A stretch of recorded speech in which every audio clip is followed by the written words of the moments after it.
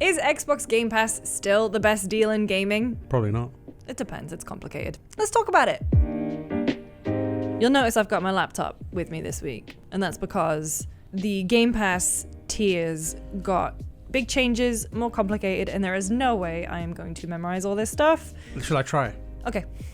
The original Xbox Game Pass console subscription, which includes day one games, will remain, but it cannot be signed up for anymore. Correct.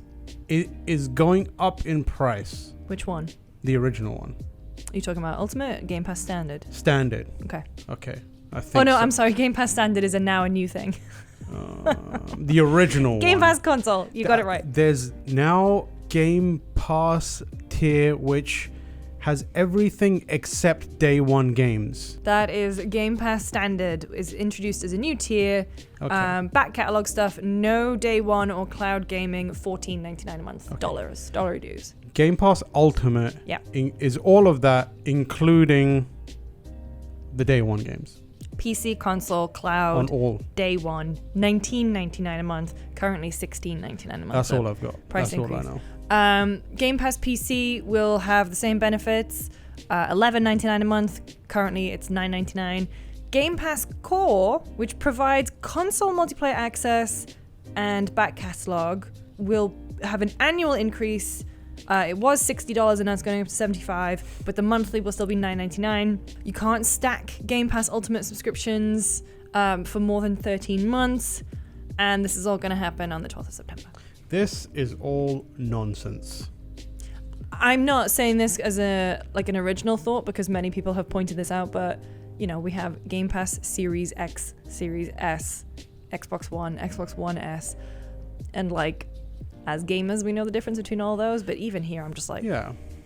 I mean, I think the biggest damage that's being done is, when it comes to simplicity, is that it makes it a unrecommendable system now. There was a point where you could say, hey, buy an Xbox, get Game Pass. Mm-hmm. That's it. You should be good. If you want PC, get Game Pass Ultimate.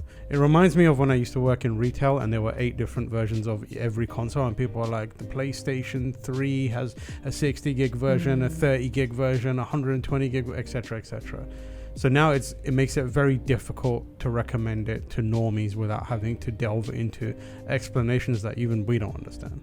It's weird because there's obviously a great attachment rate to people who get an Xbox console and Game Pass. You get a code in the thing, and then I guess part of them is relying on you. Part of what Xbox wants is you to check into the service, like it, either keep your subscription rolling or accidentally forget that you have it, and then it's just rolling anyway. Either way, it is this guaranteed monthly income for Xbox, and this was bound to happen. And we talked about this when COD was coming day and date, day one to Game Pass. And the thing is that I wonder if this would have happened earlier if Xbox had the games to support it, because, we're just coming off the back of Summer Game Fest and they had a really great presentation, and every single game was play day one with Game Pass. Now it's play day one with Game Pass if you have the very specific tier. Yeah. But still, it's previously, that day one Game Pass didn't really mean much when they weren't releasing games as frequently, but now they have a very strong lineup, hopefully strong. From the outside it looks strong. To kind of justify the price, and obviously if this is kicking off in middle of September, and they are really counting on the fact that COD is going to be the thing. Yeah, I still think it's a poorly timed move. I think there's still a lot of salt and acidity towards the lack of games that have been released on Xbox. I mean, we've got Call of Duty coming, but what we just had? Hellblade. That's about it. You need an element, personally I believe you need an element of customer buy-in, investment or loyalty to jack up prices.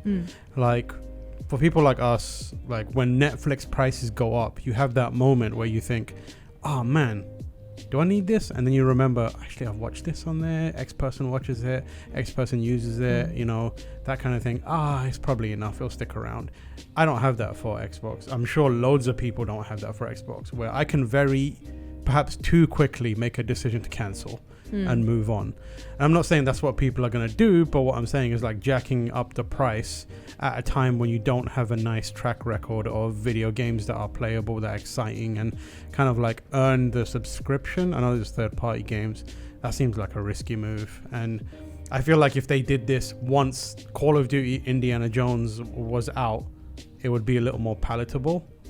But right now, it's not great. But it does say a lot about the Xbox business, if you know what I mean. Because there was at one point where Phil was like, and the various other execs were saying, Game Pass is going to be like a cornerstone of the Xbox business model, a revenue generator. And it hasn't become that at all. It kind of reached the critical mass of subscribers and then just has stayed there.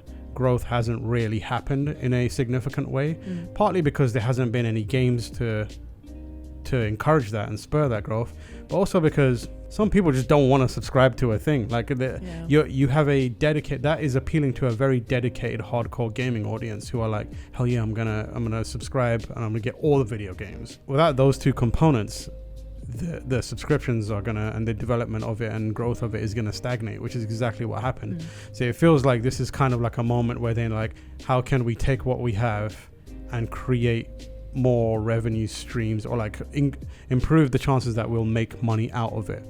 And new tiers is probably the way to go. If you want to keep getting day one games, you'll have to jack up the price. You need to subscribe to the higher one, which is more money for them. It's not a great situation to be in for them. I don't think it's going to go down well, but at the same time, this has happened many times before.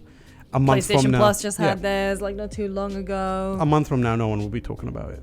But it isn't a great look right now.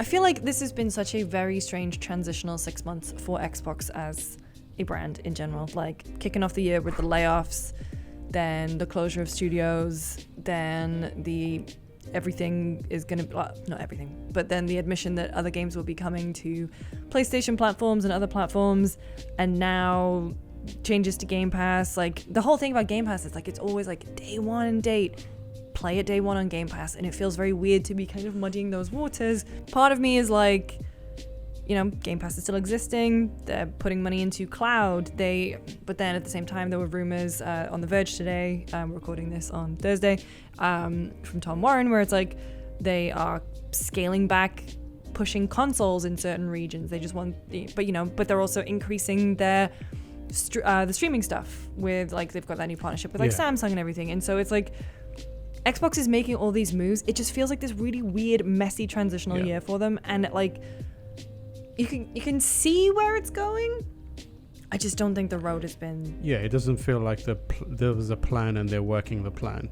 It feels like they're laying the tiles as they're walking along the road. It just doesn't seem very concerted. It feels very reactive, and kind of they seem like they're on their tippy toes trying to make things happen. People are gonna be like, "Oh, stop hating on Xbox, stop hating on Xbox." I love It's Xbox. been a weird year for everyone. I still have my Xbox. I still use my Xbox. I still love my Xbox. PlayStation has got jack shit this year. Yeah. But at the same time, you'll notice like they had all their layoffs and they are just keeping quiet. Xbox, unfortunately, it feels like they're not out of the woods yet. I feel like. Yeah, I think the most damning thing that you can really say is it doesn't feel like Xbox. It feels like Microsoft. Which is how it's felt for. There was a long period of time where it felt like the gamers had their hands on the wheel at that company, and the moves were being made for gamers. It felt like Xbox. This is the Xbox personality for this company. Now it no longer feels like that. It feels like you can't take out a $69 billion loan from dad. Yeah, exactly. And not mow the lawn a bit. Yeah, exactly. And now it does very much feel like a Microsoft company more than ever. It's easy to feel that way now. I know, previously I would think of Xbox as its own thing. Now I'm quite a bit more keenly aware of the fact that this is a Microsoft subsidiary. I asked young Jeff Grubb what he thought, and he basically said a lot of what we said, and then kind of ended it by saying like, oh, this is a sign that Microsoft is mounting a slight retreat. Microsoft may have once believed that Game Pass was going to be dominating gaming the way Spotify and Netflix have dominated their respective mediums, but it hasn't believed that for a while, and now the company's public-facing decisions are reflecting that. Well, all eyes on them going forward. They have promised that they are going to have the biggest Gamescom presence that they've ever had. So many booths, so many games. We'll be there, so it'll be exciting to see. But also, I think really all eyes are on how Call of Duty performs when it comes out later this year. Well, thank you again for watching. I hope you, if you are in the United States, had a good break last week. We'll be back again next week. Yes, we will be. With more goings on in the video games industry.